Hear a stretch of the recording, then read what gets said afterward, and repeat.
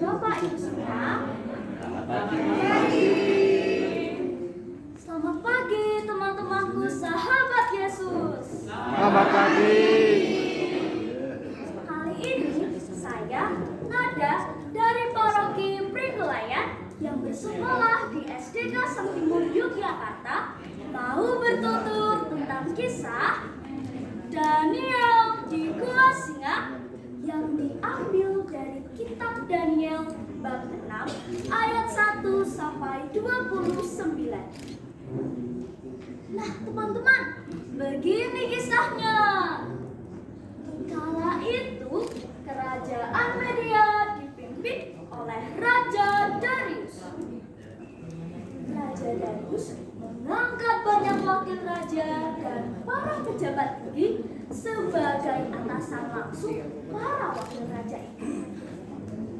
Salah satu dari 3 pejabat tinggi itu bernama Daniel. Daniel seorang yang bijaksana.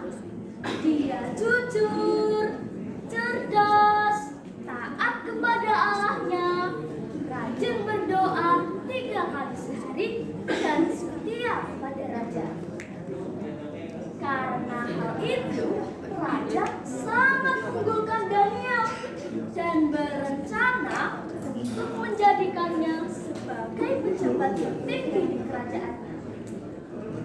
Hal ini membuat cemburu para pejabat kerajaan lainnya.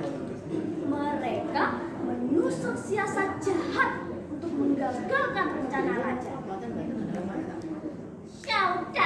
Saudara-saudara, kita harus menemukan kesalahan Daniel dalam urusan kerajaan. Tapi, apakah alasannya ya?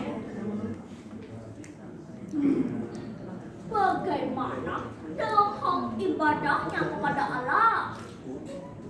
Nah, ayo kita ajukan peraturan yang ditandatangani raja agar tidak bisa dibatalkan siapapun.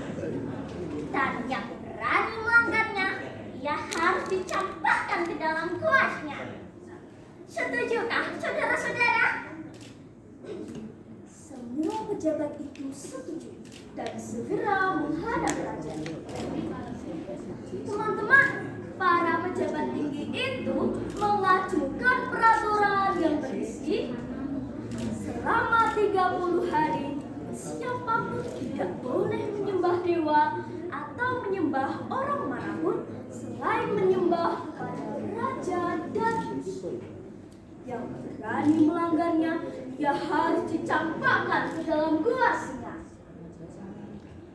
Karena Raja Darius tidak tahu rencana jahat para pejabat itu, maka ditandatanganilah peraturan itu. Begitu Daniel tahu peraturan itu sudah ditandatangani raja, Daniel tidak merasa gentar. Dia tetap berdoa 3 kali sehari.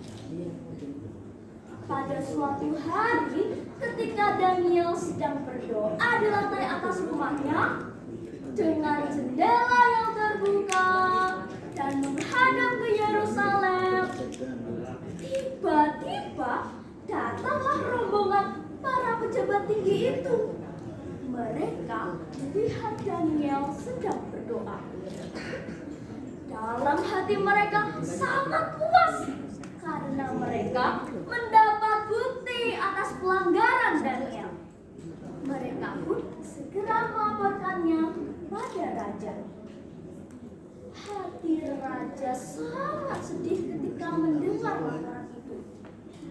Raja berusaha mencari-cari alasan yang tepat untuk membebaskan Daniel dari dakwaan para pejabat ini. Tapi sayangnya tidak didapatkannya alasan yang tepat itu. Sampai hari sudah sore, raja masih berusaha untuk menolong Daniel dan belum membuat perintah. Maka para pejabat tinggi itu mendesak raja agar segera mengeluarkan memerintah penangkapan kepada Daniel. Akhirnya, dengan terpaksa, raja memerintahkan para pasukannya untuk menangkap dan mencampakkan Daniel ke dalam gua singa. Gua singa yang berisi singa-singa ganas yang kelaparan. Au, au. Di dalam gua singa itu, Daniel tetap berdoa pada Allahnya. Menyaksikan kejadian itu, hati raja sangat sedih. Raja pun menghampiri gua singa. Daniel, Daniel, semoga Allah yang kau sembah dapat menyelamatkanmu. Kemudian teman-teman, gua singa ditutup dengan batu yang sangat besar dan dicap dengan cincin raja dan bangsa. Kemudian dengan sedih, raja pun pulang kembali ke istana. Semalaman pikiran raja kacau memikirkan keadaan Daniel. Keesokan harinya, pagi-pagi buta, raja bersama para pasukannya bergegas menuju ke gua singa. Dan dengan sayang raja memanggil Daniel. Daniel, Daniel, apakah Allah yang kau sembah dapat menyelamatkanmu, Daniel? Terdengarlah suara Daniel dari dalam gua singa. Ya Raja, semoga Raja hidup selama-lamanya. Allah telah mengutus para malaikatnya untuk menutup mulut singa-singa ini, sehingga hamba tidak dilukai. Sebab Allah tahu hamba tidak bersalah kepada Allah dan juga tidak bersalah kepada Tuhan Raja. Mendengar suara Daniel masih ada di dalam gua singa, hati raja sangat senang. Raja segera memerintahkan para pasukannya untuk menarik keluar Daniel dari dalam gua singa. Raja terkejut karena Daniel tidak cedera sedikit pun karena imannya kepada Allah. Lalu dengan marah, raja memerintahkan para pasukannya untuk menangkap para pejabat yang jahat beserta anak dan istri mereka dan mencampakkannya ke dalam gua singa. Belum sampai mereka di dasar gua, singa-singa itu menerkam mereka. Au, au. Setelah kejadian itu, raja mengeluarkan surat kepada seluruh bangsa di kerajaannya yang berisi perintah agar semua rakyat menyembah kepada Allahnya Daniel.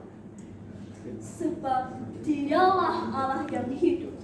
Dia membuat tanda dan mukjizat di langit dan di bumi. Sejak saat itu, Daniel selalu berhasil selama pemerintahan Raja Darius sampai ke pemerintahan Koreshi, orang Persia itu.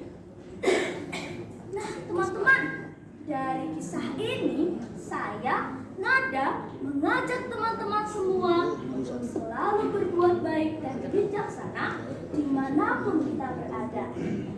Teruslah tekun dalam beriman kepada Tuhan. Maka kita semua dapat melihat kebaikan Tuhan bahkan dalam situasi terburuk sekalipun. Demikianlah